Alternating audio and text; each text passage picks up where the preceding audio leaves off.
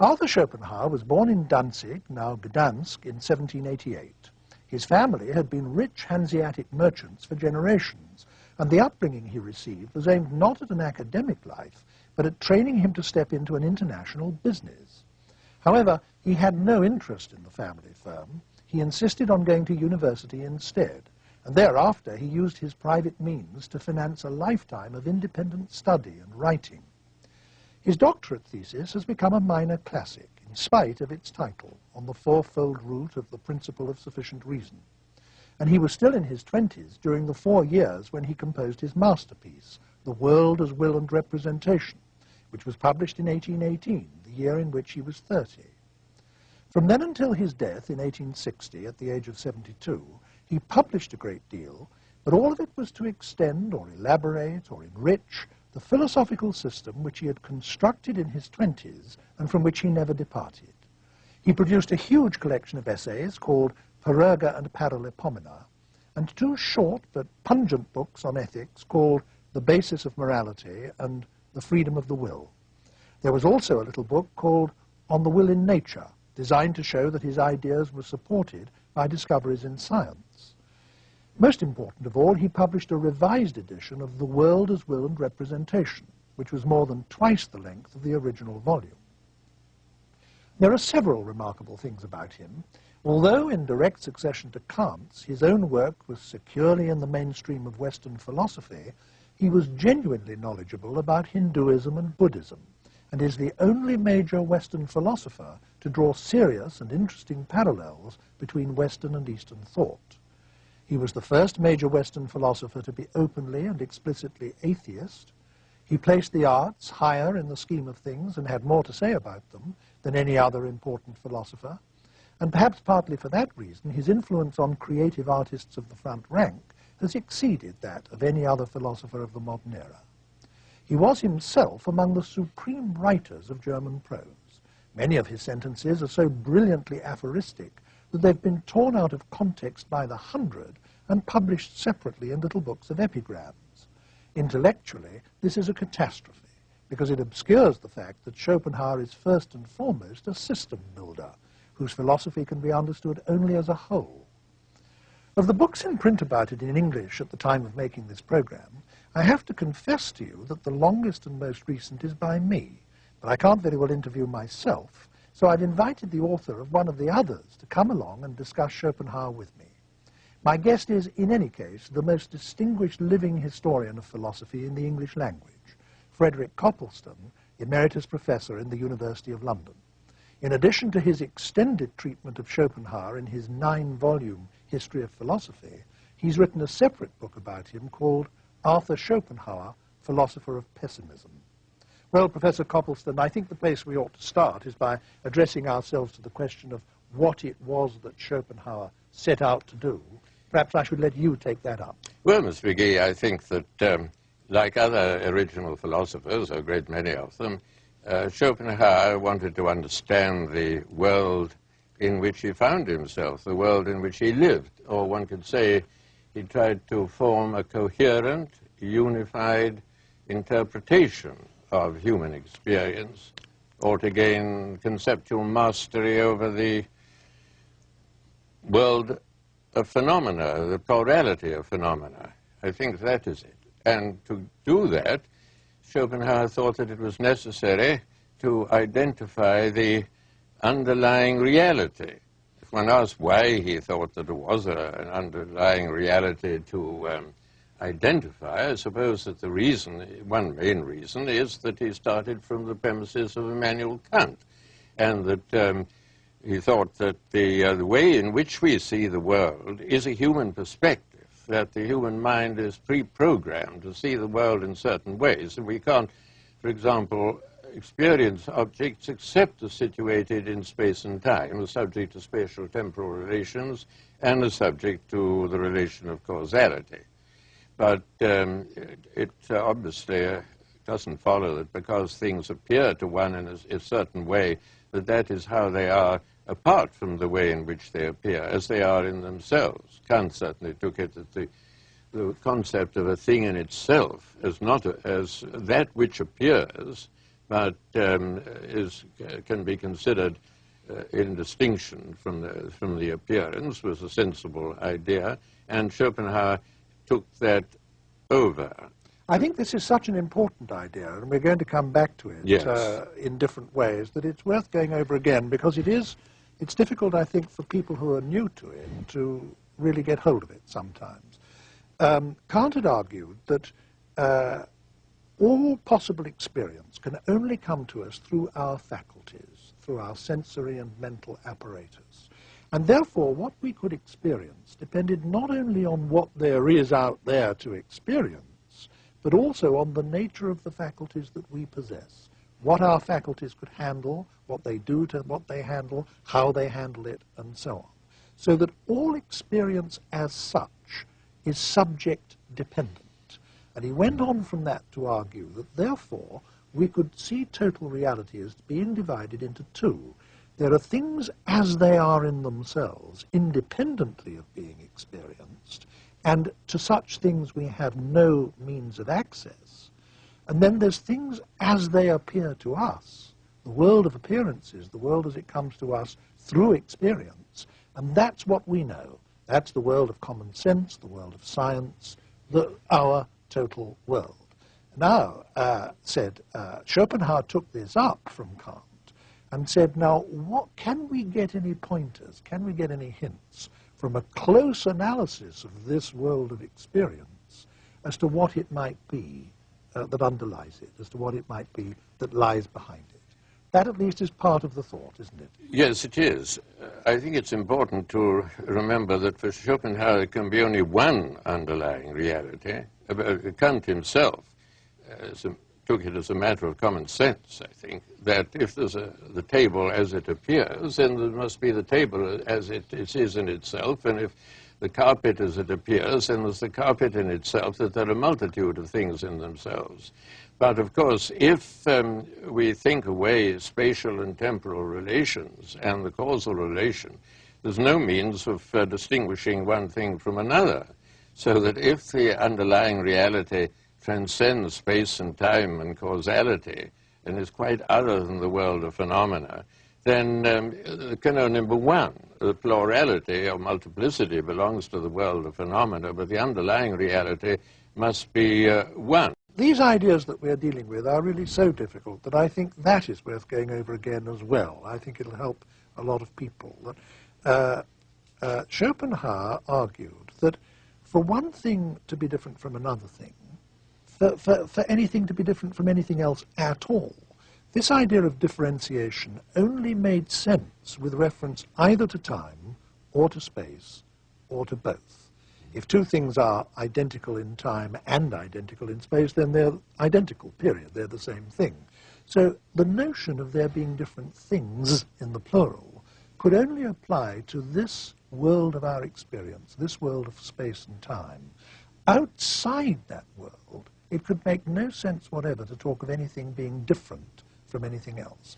And therefore, I'd just like to complete this thought, therefore, whatever there is outside this world of our experience must be one and undifferentiated. And in taking that step from Kant, he thought Kant had been wrong in talking about things in the plural, in themselves, things as they are in themselves, that it must be one undifferentiated something that lies behind this world. Now, in saying that, he took an enormous stride towards one of the central beliefs of Hinduism and Buddhism. Those religions also believe that behind this highly differentiated, plural, variegated world of phenomena, there is one single undifferentiated something that manifests itself as this world. And one striking thing is that Schopenhauer didn't get the belief from Buddhism or Hinduism. He got it by arguing from premises that he derived from his predecessor Western philosophers, and then discovered that he'd reached a conclusion which was similar to that of the Buddhists and the Hindus. Yes. Well, I'd like to go back a moment to your what you've been just saying about the only one underlying reality. I think that if one starts from the premises of Immanuel Kant, I mean, I wouldn't myself, but if one does, then Schopenhauer was right, because if there's no means of distinguishing one thing in itself from another, I think, except as a matter of common sense. There's no formal way of distinguishing once you accept the Kantian premises that Schopenhauer did. Taking the argument to the next stage, so to speak, Schopenhauer thought, didn't he, that if we analyze this world of phenomena, we might get from it some clues as to what the underlying one, which he called, following Kant, the noumenon, or the noumenon, it's a word from the Greek, we might get some idea of what the noumenon is. And I think his great starting point was this, that Kant had argued that all our knowledge of material objects must come to us, and can come to us only through our senses, and there be, as it were, put together by our minds. Schopenhauer said, well, this is almost exactly right, but there is one absolutely crucial exception to it, which amazingly Kant seems to have overlooked, and that is that for every individual one of us, there is one unique physical object in the world, which we know in the way Kant says we know physical objects, but we also know in a radically and entirely different way, namely directly from inside. And that is ourselves, our own bodies, our own persons. They are physical objects in the way that any other physical object is a physical object, and they can be seen and touched and heard and known in all the ways that other physical objects are known. But each one of us, in addition to that, has immediate non-sensory knowledge of this one physical object from inside, directly. And Schopenhauer thought that this knowledge of a physical object from inside might provide us with the key to the inner nature of things. That's what he thought. Personally, I think that if one starts with Kant's premises, then one must accept Kant's agnosticism. I don't see there's any way of getting out of it. But certainly you're quite right, of course, that that is what Schopenhauer thought, that there was an access through the body. The only difficulty is, it seems to me, that our idea of, even our idea of an ultimate reality belongs on those premises to the world of phenomena. And there's no way outside the circle, and beyond there simply lies silence, as Wittgenstein was to say in the Tractatus. And however, it's quite perfectly true that Schopenhauer thought there was a hint given through our experience of our bodies, yes. I would want to defend Schopenhauer up to this point in the argument, because he makes the point that the knowledge that we have of ourselves directly from inside is not knowledge of Kant's thing in itself. And there are two or three very important reasons why it's not. One is that the knowledge we have from ourselves from inside is still only a kind of superficial knowledge. Decades in advance of Freud, he argued very specifically and at length that most of our own inner life and motivation and so on is unknown to us, that our actions and our speech and our decisions are for the most part unconsciously motivated, so that in a very important sense we don't even know our full inner selves. Another reason why he thought it wasn't knowledge of Kant's thing in itself is that it exists in the dimension of time, though it doesn't exist in the dimension of space, and time can be a characteristic only of this world of ours. And there was a third reason which I think is worth mentioning, and it's this. Schopenhauer argued that all knowledge must be of a dual form, subject and object, knower and known, observer and observed, that for there to be any knowledge at all of anything, you must have something that's grasped and something that's grasping it. And this differentiation can, for reasons that we were giving only a few minutes ago in a different context, differentiation can only exist within this phenomenal world, this world of experience. And therefore, it's only in this world that there can be knowledge or can be consciousness. Yes, that Schopenhauer anticipated Freud in remarkable ways is perfectly true, and helps to show the importance of Schopenhauer in the history of thought, I think. But of course, it's also true, I think, that all our ideas of the infraconscious, the idea that there is an infraconscious, that all belongs to the phenomenal world. And There we are. I mean, Kant's premises, Kant's conclusion.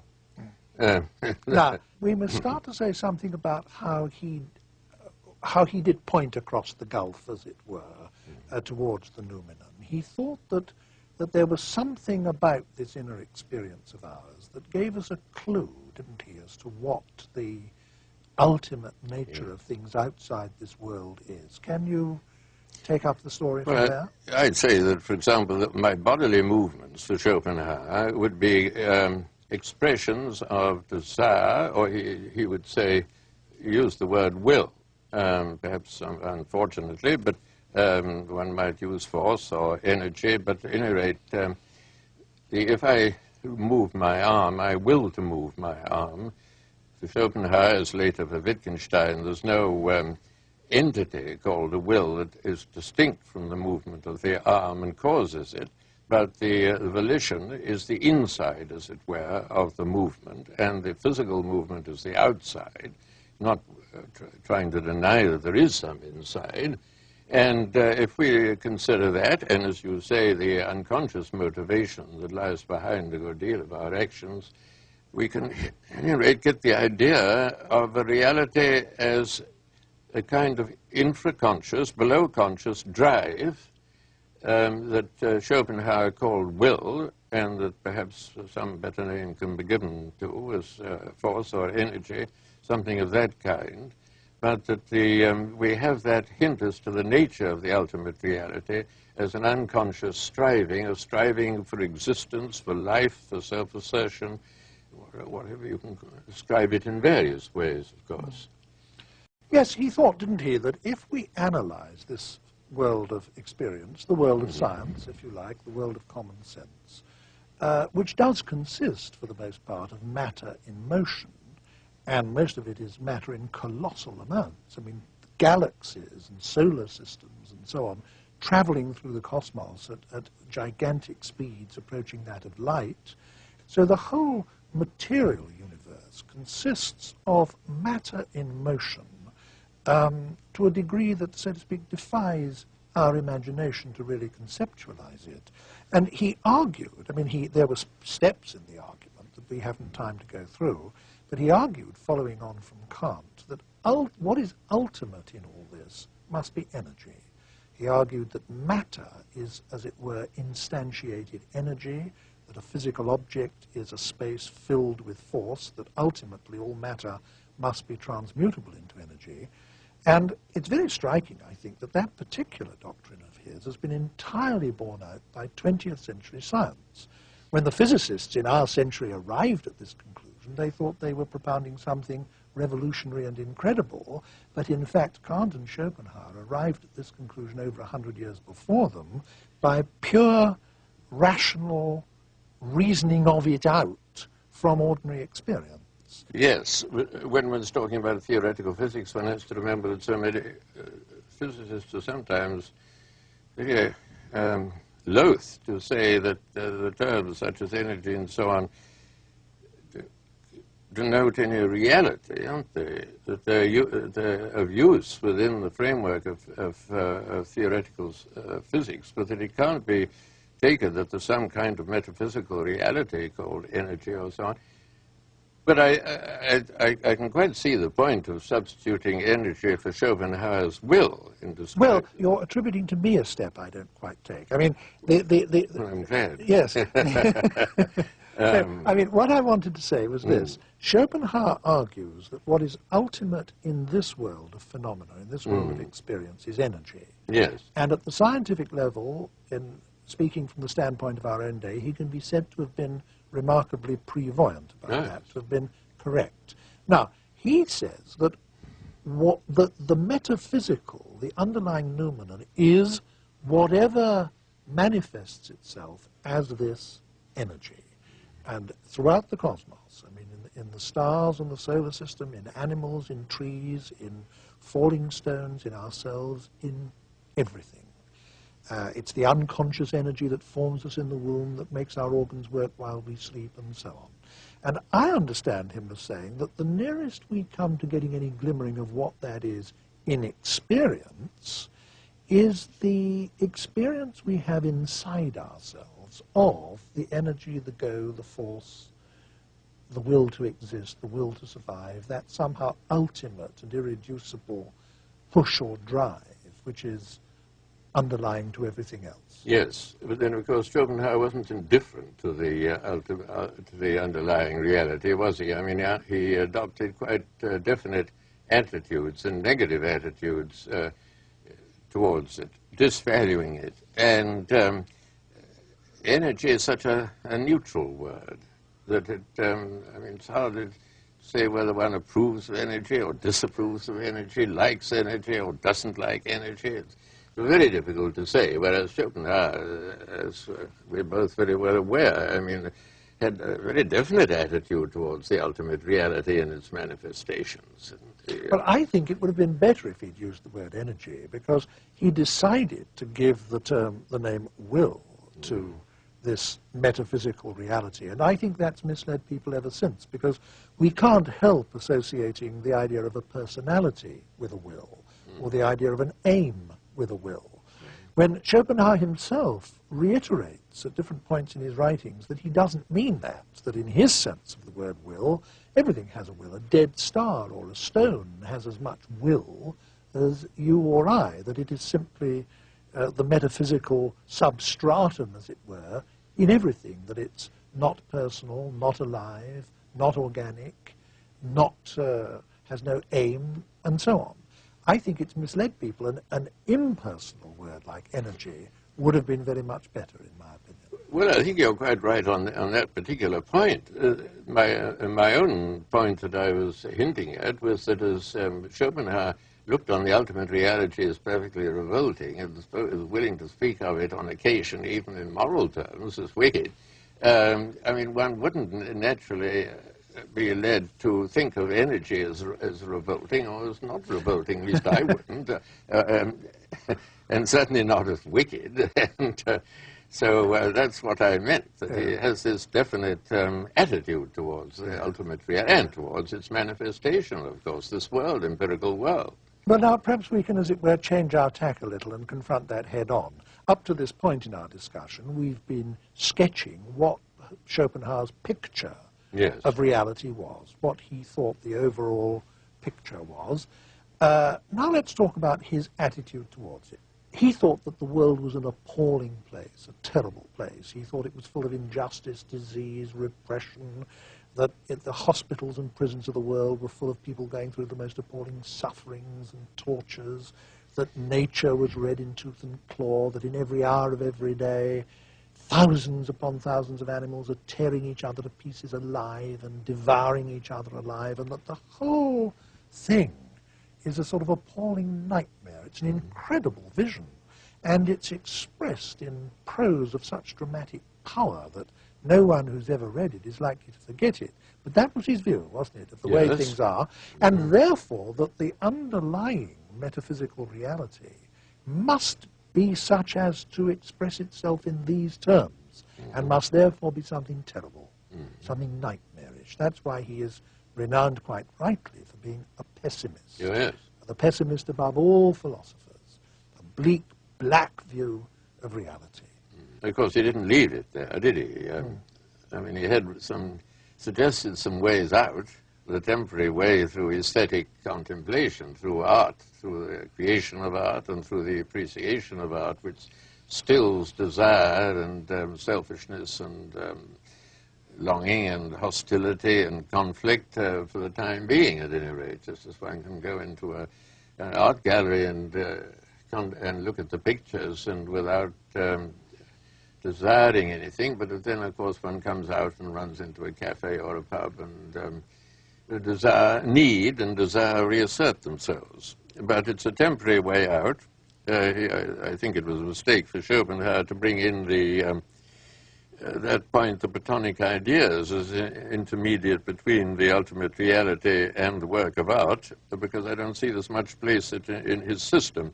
But he's quite right in making a distinction between the aesthetic attitude towards things and the attitude of trying to appropriate them and use them for one's own advantage. It's quite true there. There is a temporary way out.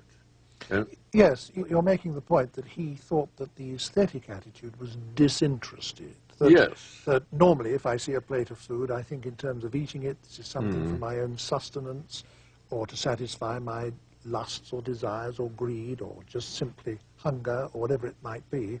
Whereas if I see a Dutch painting of a plate of food, I don't see it in that light at all. No. I see it as entirely sort of impersonal, disinterested way, and then I'm conscious of its presence or absence of aesthetic qualities, Yes. its beauty or lack of beauty it may be, but it's a quite different way of looking at things. Yes. One point that I think is worth drawing attention to in Schopenhauer's aesthetic is that he did think that the arts provided us with a special way of knowing things, and by that very token he did not regard them as a means of expression.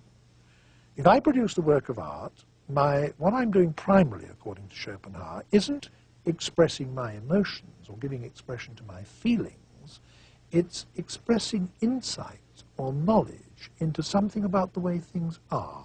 I think one can give meaning to that, as in the idea that was going around when I was undergraduate in the 20s. I mean, propagated largely by Clive Bell's significant form. One might put that instead of the Platonic ideas, something like that. I think it's, as to the idea of truth in art, I think it's a very interesting subject and a difficult subject, and I've never really made up my mind about it, as to the truth in art.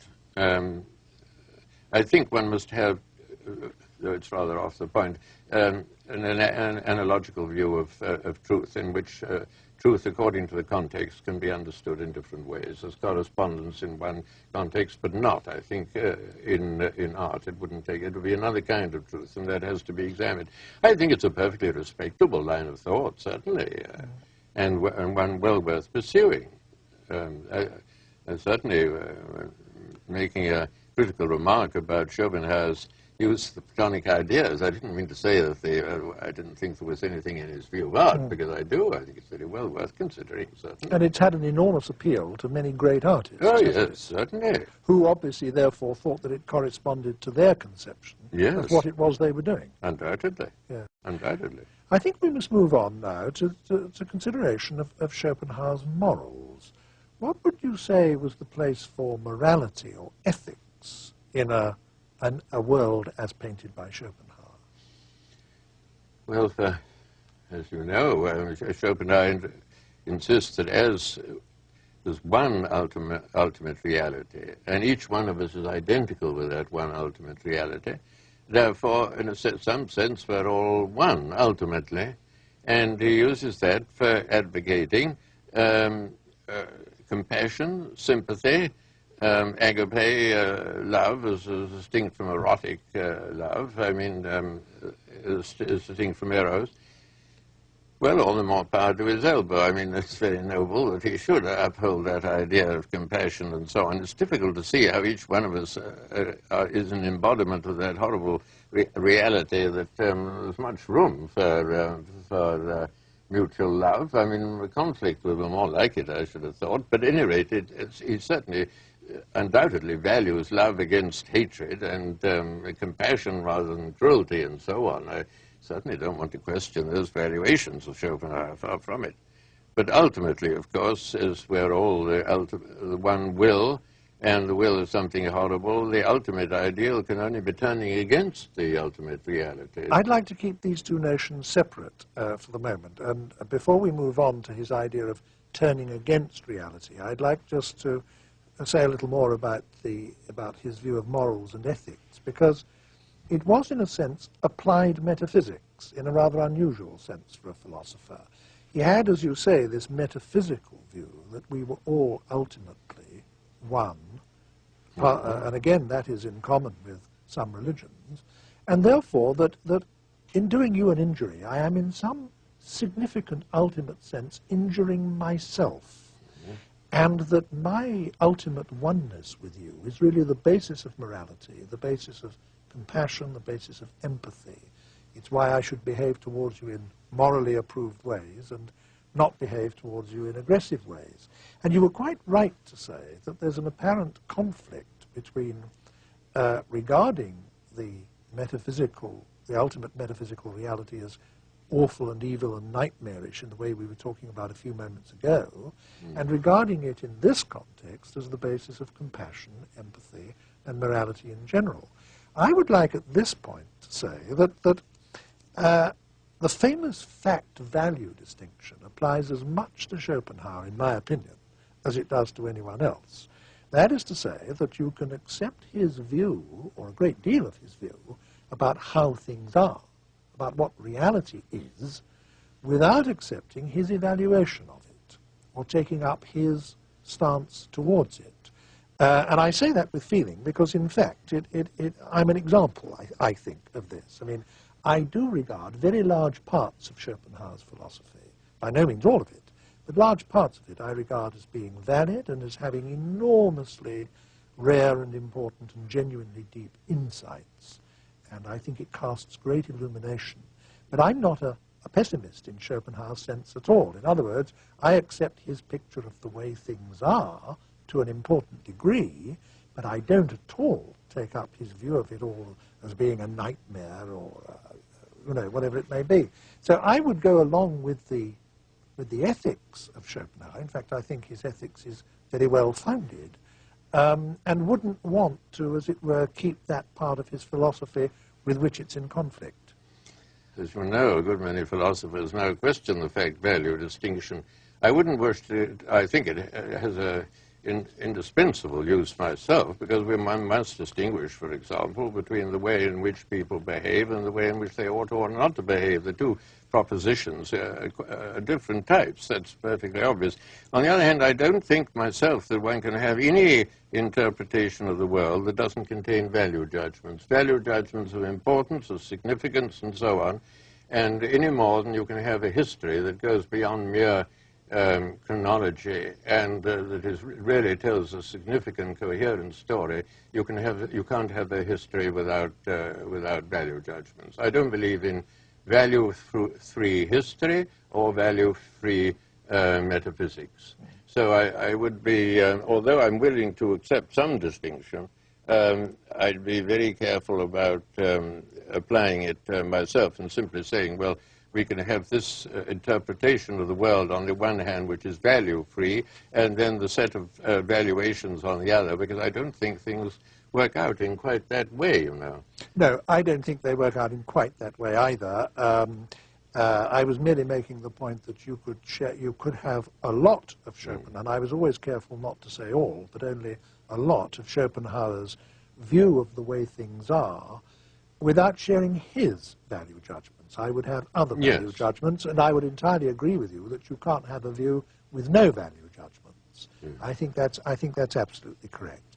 But now let us move on, as it were, to the final stage of Schopenhauer's philosophy, when he, taking his value judgment, seeing that reality in all its or in most of its manifestations is an evil, a frightening, a nightmarish thing, the final step in his philosophy, which some have embraced and others have found impossible even to understand sometimes, is he says we must reject this. Ultimately, we must reject reality. We must deny reality, the famous denial of the will.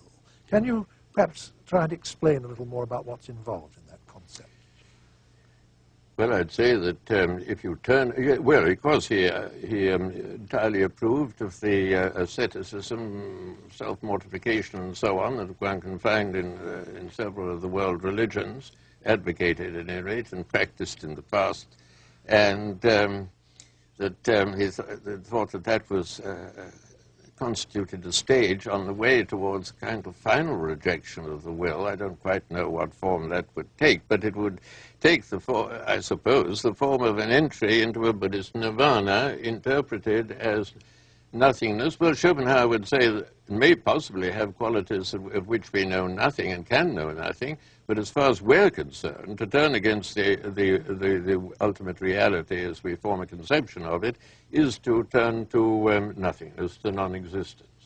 That's why I would say that in spite of all the real resemblances between, say, Christianity, Buddhism, and Schopenhauer's philosophy, there is a fundamental difference between his attitude and, say, that of the Christian, the Muslim, and the Orthodox Jew, because as they believe in God, they certainly wouldn't regard it as desirable that one should chuck God overboard or deny the ultimate reality in that sense. So there it seems to me there is a gulf. But more important, because people might sweep that aside and say, well, I'm neither a Christian nor a Muslim nor a Jew. But even in terms of Schopenhauer's own philosophy, I don't see how it's possible to turn against the will, because it's the will that has to deny itself. I am the will. And if this ultimate reality is going to deny it, how can it deny itself? In and through me. It can't produce nothingness exactly. I don't see how. I find it the more I think about it, the more difficult I find to envisage that ultimate rejection of the will as taking place when the will itself has got to do it. Let us, before we finish this discussion, I'd like us to say a word or two about Schopenhauer's influence on other people. He's had enormous influence on creative artists, and I referred to that. I didn't name any, but one might name Wagner an enormous influence, Turgenev an enormous influence. In fact, lots of major novelists of the last 100 years, Conrad, Thomas Hardy, Proust, Thomas Mann. But perhaps in a discussion which is about philosophy, what we ought to concentrate on is not that so much as his influence on other major thinkers. And I think three stand out in importance: Nietzsche, Freud, and Wittgenstein, as having, in chronological order, as having been very obviously and strikingly influenced by Schopenhauer between his day and ours. Could you perhaps say something about his influence on Nietzsche?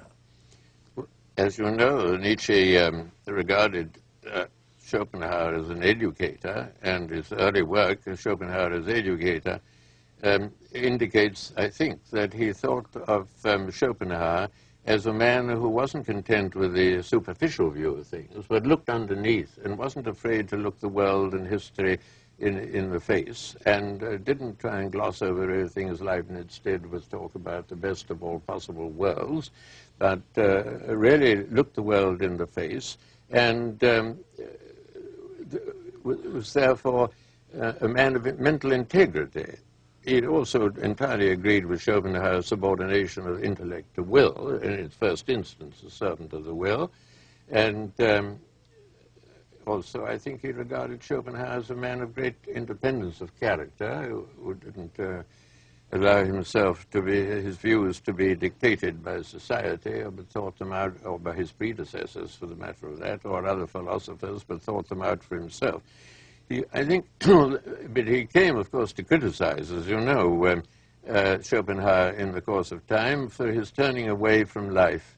And although it's been said of Nietzsche by Professor Crane Brinton that the great Yesayer spent most of his life saying no, Nietzsche did officially uphold the affirming of the world as it is. And in a way, I sympathize with Nietzsche, because I think if the world is as Schopenhauer said it is, then the best thing is to try and alter it for the better. I don't say that Nietzsche, well, he thought, I mean, I wouldn't agree with Nietzsche's idea of what would be for the better, but I do agree with Nietzsche. But on the other hand, he never ceased to admire Schopenhauer and revere him as a man who set him on the right path, away from convention. It was a great question, I think. Well, I think we must now turn finally to the latest of the great thinkers who was directly influenced by Schopenhauer, namely Wittgenstein. And perhaps you'd like to conclude this discussion by saying a little about Schopenhauer's influence on Wittgenstein. Thank you. Yes, well, of course, that's quite clear, isn't it? I mean, from the preparatory, the material preparatory to the Tractatus, in the notebooks and in the other manuscripts, the debt of Wittgenstein to Schopenhauer is made quite clear. And in the Tractatus itself, this idea to which you referred earlier in our conversation of the correlation between the subject and my world, that is strong in Wittgenstein, that there's I and my world, and that the I, the epistemological subject, is as it were the boundary of my world. It's not an object in my world, and because if I try to think of myself, then there's the I that's trying to think of myself. But it's on the borderline, as it were, of the world. That comes straight out of Schopenhauer. Then the famous saying in the Tractatus that if all the problems of science were answered, the problems of life wouldn't have been touched. That also really comes from Schopenhauer, I think. And it's also noteworthy that in the Tractatus, Wittgenstein makes a distinction between the will as the bearer of ethics, of which he says nothing can really be said. That's the metaphenomenal will. And the will as a phenomenon, which is really forms part of the subject matter of psychology rather than of philosophy for the author of the Tractatus. And therefore, there is that distinction between the metaphysical will, I think, the metaphenomenal will and the phenomenal will, which also can be traced, I think, to Schopenhauer. I should say that Wittgenstein, in the course of time, became less and less Schopenhauerian, in the sense that he became less and less addicted to forming a system, whereas, as you said much earlier, Schopenhauer was certainly a system builder. There is a kind of embryo system in the Tractatus, but there's very little, as we all know, in the later writings of Wittgenstein.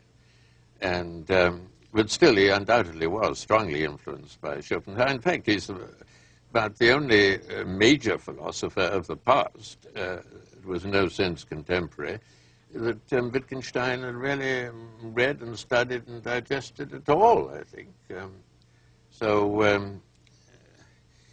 It shows that the influence of Schopenhauer by no means ended with the 19th century, but as you said earlier, it slipped on into the 20th century and is embodied in one of the most famous philosophers of our century and time.